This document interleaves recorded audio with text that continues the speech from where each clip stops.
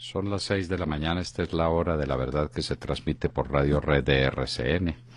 Y estos son temas y asuntos que trataremos en la grata compañía de ustedes durante las próximas horas.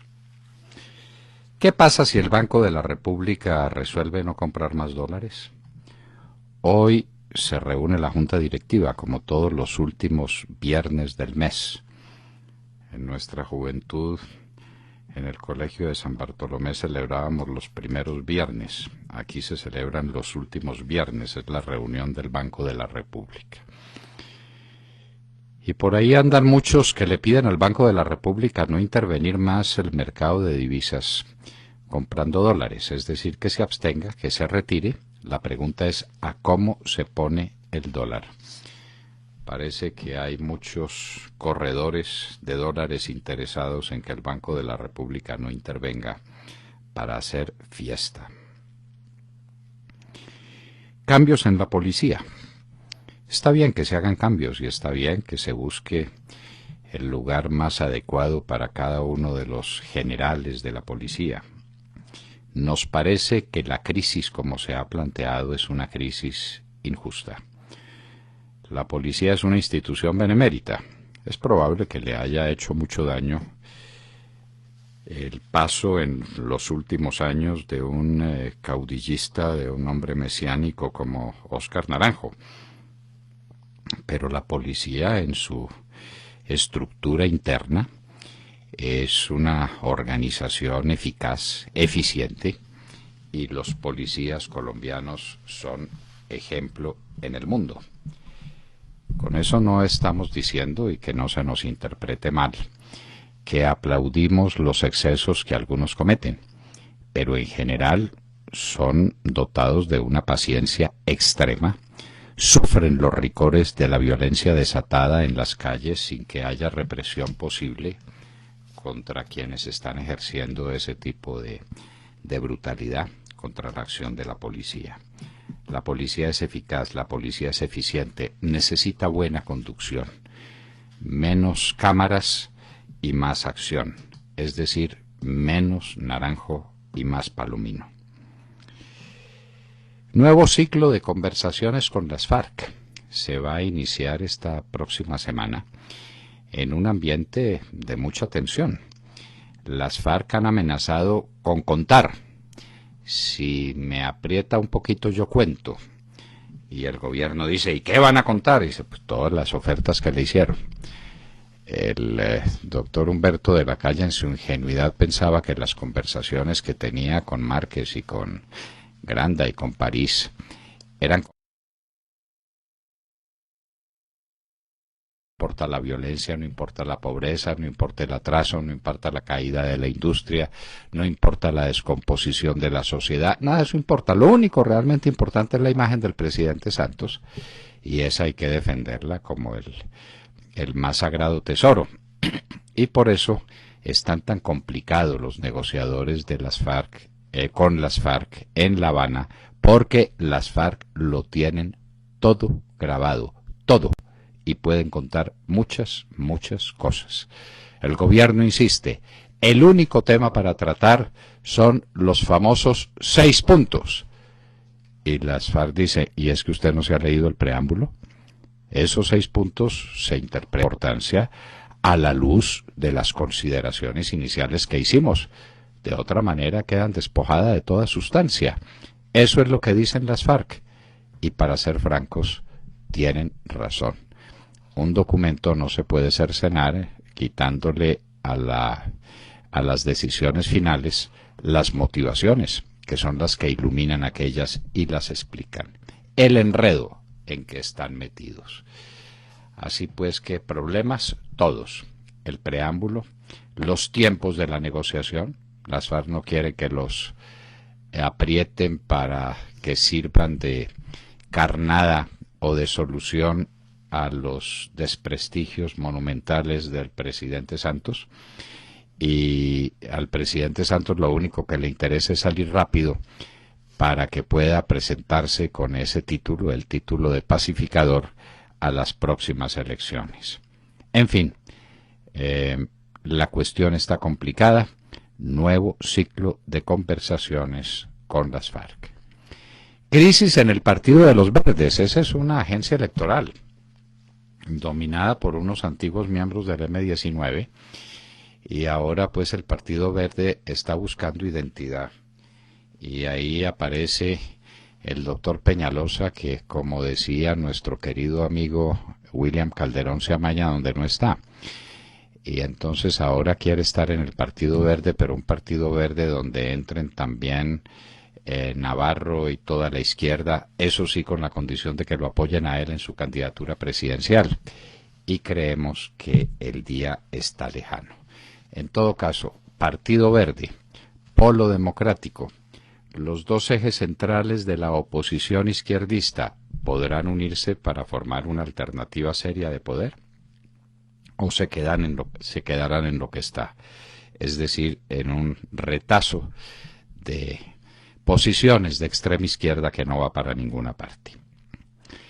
Los militares olvidados, dramático artículo de Plinio Apuleyo Mendoza en El Tiempo de hoy. Los militares olvidados.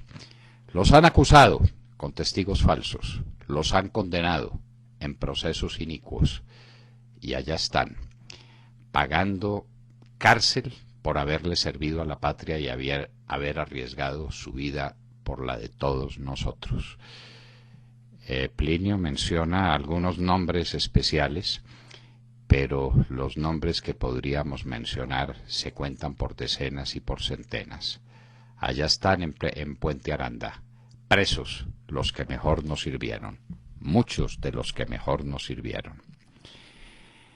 La revocatoria de Petro, este hombre tan diligente en la elaboración de la Constitución del 91, según él dice, se llenó de cosas buenísimas para el país. Tiene una de ellas, que es la revocatoria de los mandatarios que no sirven, a juicio de quienes son los beneficiarios o las víctimas de su gestión administrativa.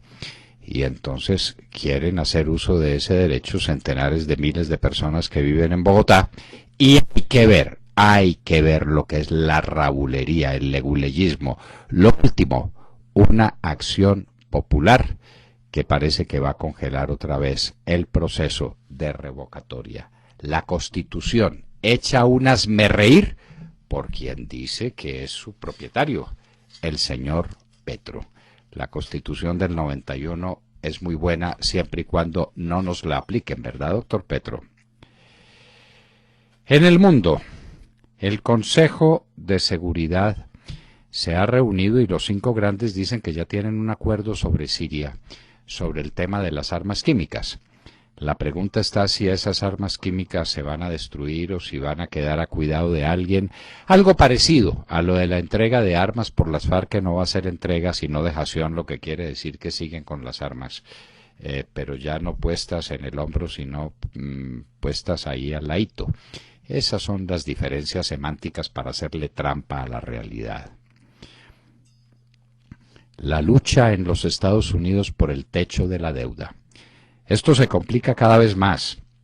Los republicanos exigen que desaparezca el Obamacare, el programa de salud del presidente Obama, como condición para ampliar el techo de la deuda. Los demócratas dicen que no van a renunciar jamás al Obamacare. Los republicanos dicen entonces se quedaron sin plata. Si en los próximos días no se llega a un acuerdo para ampliar el techo de la deuda de los Estados Unidos, ese país, el gobierno de ese país, el más grande y poderoso del mundo, entra en default, es decir, en bancarrota. En Palestina, Abbas, que es el jefe, por lo menos aparente, porque uno no sabe si allá manda él o manda el grupo Hamas, anuncia en la ONU posible acuerdo con Israel en 9 meses, gracias a la mediación de los Estados Unidos. Ojalá sea verdad algo de esa belleza. Mientras tanto, Irán acepta una reunión en Ginebra con los 6 grandes sobre su programa nuclear. Ya es un avance, le talla el zapato a Irán. Las medidas de bloqueo económico que se han tomado en su contra lo tienen desesperado. La situación interna, social y económica de Irán es de locura. Una de las inflaciones más altas del mundo. Se parece a la de Venezuela. Un país desgobernado por unos ayatolas que saben, me imagino que se saben el Corán de memoria. Lo que son lecciones de economía política no tomaron nunca. Piden arresto de la llamada viuda blanca en el mundo, Samantha Ludwate, de Londres a Nairobi. Ella quedó viuda cuando en los atentados de Londres fue muerto su marido, que era uno de los terroristas asaltantes. Todo parece indicar que ella continuó con el legado terrorista que le dejó su marido y ahora aparece como una de las personas que más influyeron en el asalto en Nairobi a un gran centro comercial en el que causaron desastres con 67 muertos entre ellos. Charles Taylor, oigan esta noticia. Condenado definitivamente a 50 años por crímenes de guerra en Sierra Leona. 50 años. ¿Quién lo condenó? La Corte Penal Internacional. ¿Cuáles crímenes de guerra? No tan graves como los que cometen las FARC todos los días. De manera que Timochenko y Iván Márquez y Granda y todos esos bandidos que están en La Habana toman nota y saben lo que se les espera y no les gusta ni poquito. Y por eso no aceptarán nada que pueda significar hoy o mañana un juzgamiento por parte de la Corte Penal Internacional. Evo Morales se presentó en la ONU y tenía que hacer alguna cosa espectacular. Y oigan ustedes lo que ha solicitado.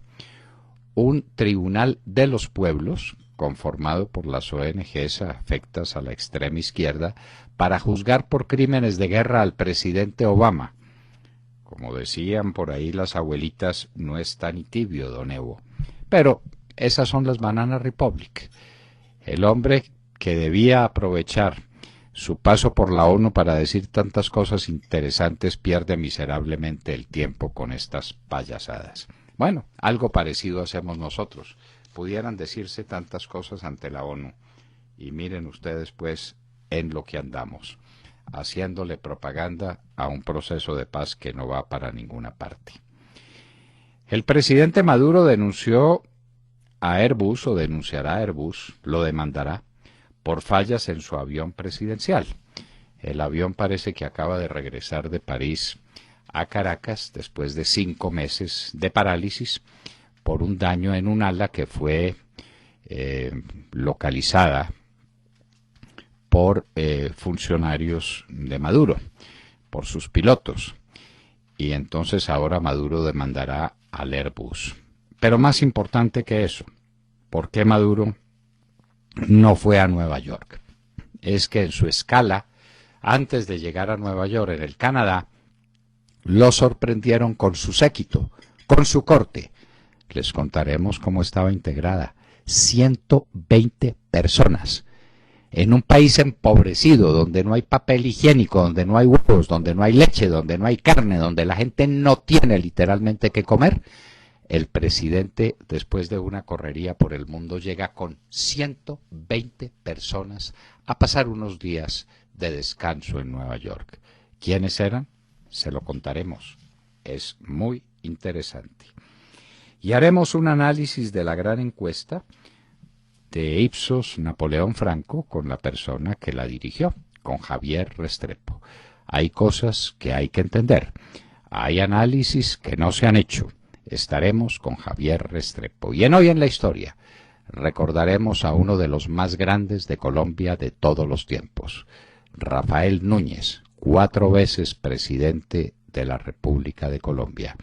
Nacido en el Partido Liberal, compañero de luchas de Mosquera en la época de los Estados Unidos de Colombia, y luego el jefe del nuevo partido, de un partido de centro, de un partido conservador, que se constituyó en el pilar de la Constitución de 1886.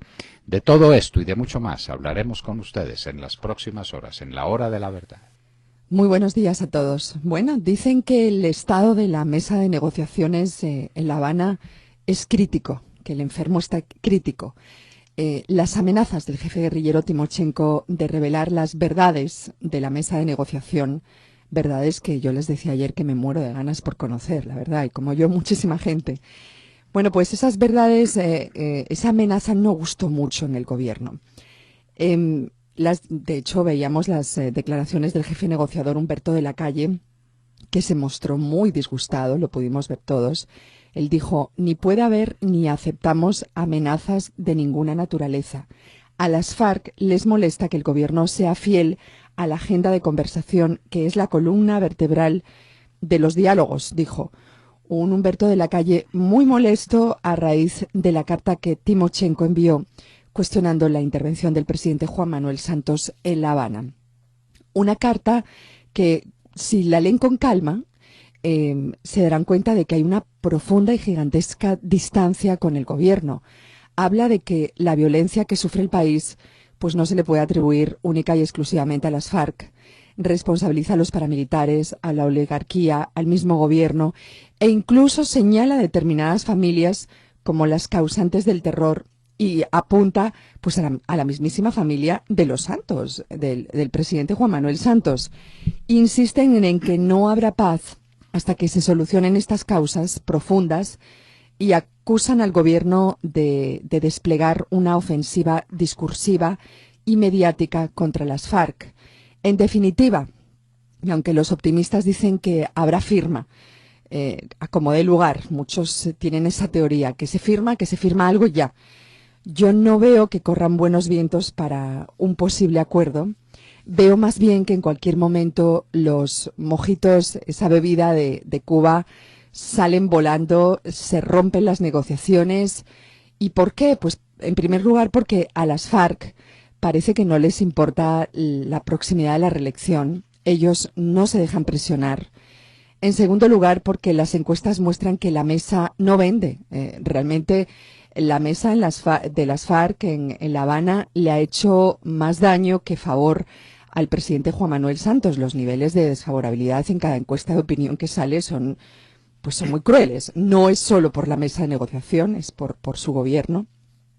Pero definitivamente los colombianos no creen en esa mesa. ¿Será que el presidente Juan Manuel Santos se levanta indignado de la mesa y adopta quizás la estrategia de la mano dura de cara a la reelección? ¿Ustedes creen que sería capaz de hacer eso o va a intentar firmar como sea algo? Hay un tema, Montserrat, que le quiero preguntar y que usted no trató, y me parece que es tema esencial, como lo destaca Timochenko. Timochenko, que dicho sea de paso, no es quien escribe esa carta.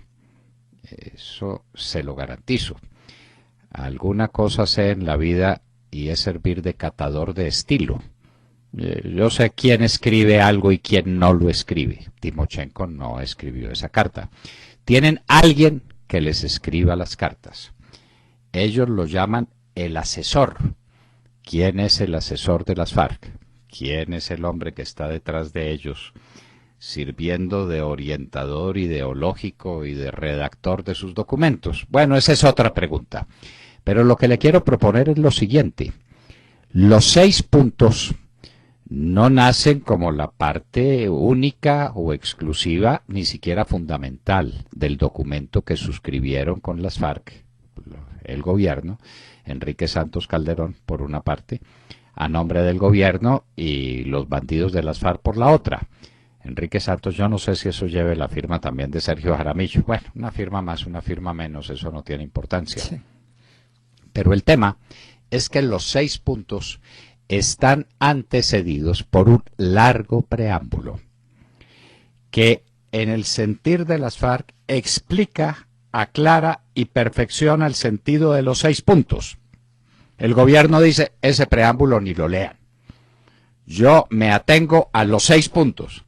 Y las FARC dicen, ¿cómo se va a tener a los 6 puntos sin conocer y analizar y discutir su introducción, es decir, su explicación? Las razones que nos condujeron a esos 6 puntos, los elementos explicativos fundamentales, los razonamientos que llevan a que concluyamos en la necesidad de 6 puntos. Usted no me quita el preámbulo del tema de las negociaciones, porque ese es un tema esencial, que es donde hablan de las causas profundas del conflicto, de la injusticia social, de todas estas cosas de las que habla Timochenko. Dice, nos vamos a aplicar a discutir esos temas. Y el gobierno contesta, no señor, los 6 puntos. Y Timochenko dice, no señor, esos 6 puntos no se entienden sino a la luz del preámbulo que está en el mismo documento. ¿Para qué lo firmó? A ver, Montserrat, ¿usted qué opina de eso? La verdad, a mí me tiene muy confusa la manera en la que se maneja esa mesa. Por eso yo dije que qué maravilla que sepamos cuáles son los secretos. La amenaza de Timochenko, que es un terrorista, es una amenaza, pero tenemos muy poca información, doctor Londoño. Bueno, no me quiso contestar mi pregunta. Lo que nos llega es mínimo. No me quiso contestar mi pregunta, que es la que le trasladamos a nuestros oyentes. La pregunta es esta: ¿consideran ustedes que el preámbulo de las conclusiones de todo el documento, la explicación por la cual se llega a esas conclusiones, es parte o no es parte de la negociación con las FARC? Las FARC dicen que no solamente es parte, sino que parte esencial de ella. El gobierno dice... Recuerde que el gobierno dijo que nada está acordado hasta que todo esté acordado. Un juego de palabras. Eso no tiene nada que ver con lo que estoy proponiendo. No, pero todo lo que se haya dicho en la mesa, si no hay una firma, entiendo que no sirve, ¿o me equivoco? Está bien, Montserrat, está bien, Montserrat. La pregunta es si en la mesa se debe discutir o no el preámbulo de los 6 puntos. Toda la parte explicativa, toda la parte de análisis, todas las consideraciones iniciales. ¿Eso simplemente se escribió ahí por echar paja? ¿Por borronar un papel? ¿Por utilizar tinta? ¿O eso tiene un sentido? Las FARC dicen, ¿cómo que sí tiene sentido? Es lo que le da sentido a todo el acuerdo. De manera que a discutir el preámbulo. Y el gobierno dice, yo no discuto sino los 6 puntos. Entonces la pregunta es, pues hay dos sentidos. ¿Tiene razón las FARC o hay tiene dos razón sentidos el gobierno? Totalmente opuestos. Bueno, totalmente opuestos, pero a mí me parece que... Yo insisto en que es muy difícil llegar a un acuerdo. A ver, Montserrat, pero un documento tiene que considerarse íntegramente o solamente una parte de él.